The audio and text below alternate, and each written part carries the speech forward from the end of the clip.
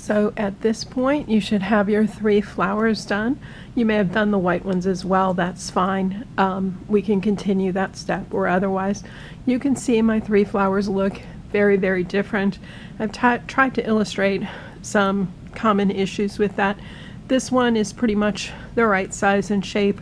This one's a little too tight. And this one has a very open center.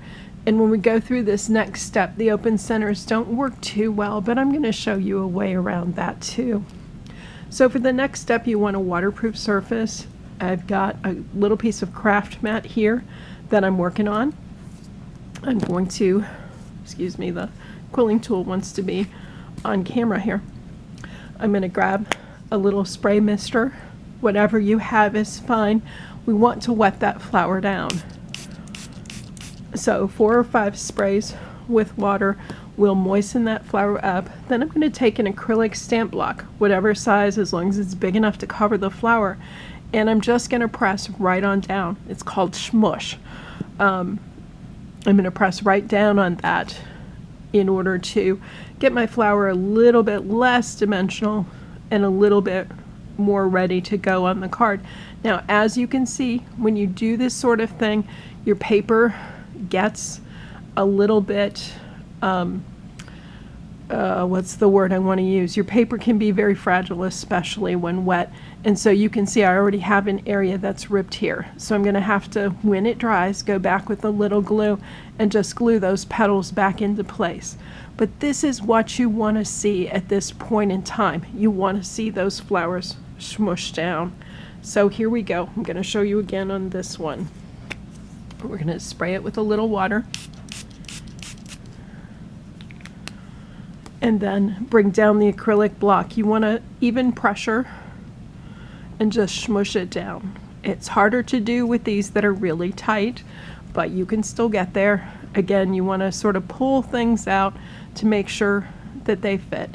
You can see that this is okay. It's just a little tighter flower. It's maybe a little misshapen, but you know what? That's okay too. In nature, flowers are just a little different, each one of them. That's how God created them, and so they're beautiful. So again, you should have 3 flowers to fit on your card. We want to set these aside at this point in time so that they can dry. You, of course, can't attach them to the card while they're wet. Now, at this point in time, we want to do a little work with the flourish as well. So I've got a spongy flower mat here. It's kind of the consistency of a mouse pad. If you're using the McGill mats, it's the black mat, not the yellow one. You need a sufficient amount of give. I'm going to lay my flourish right on top of here, and I'm going to grab my ball stylus. I don't want one that's too big, so I'm going to select one that's about this size. Whatever you have that's around there is going to be just fine. There's no perfect anything with it. And so here I'm going to pull it across each of the leaves, and only the leaves. I'm pushing down as I pull this across the leaves, and what you can see happening is my leaves start to cup up, excuse me, not cut up. It gives them a little dimension to work from. So I'll do that with each of the leaves, however many times it takes to get the dimension that I want. Again, pressing into the mat and drawing the ball stylus across it. It's best to sort of let the flourish itself run free so that nothing bad happens. You don't run into any ripping or anything like that, which you really shouldn't.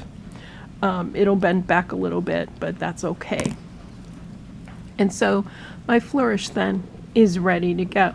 So why don't you go and smush your flowers and get your flourish a little dimensional, and then we'll come back in a few minutes and we'll assemble the card. Thanks.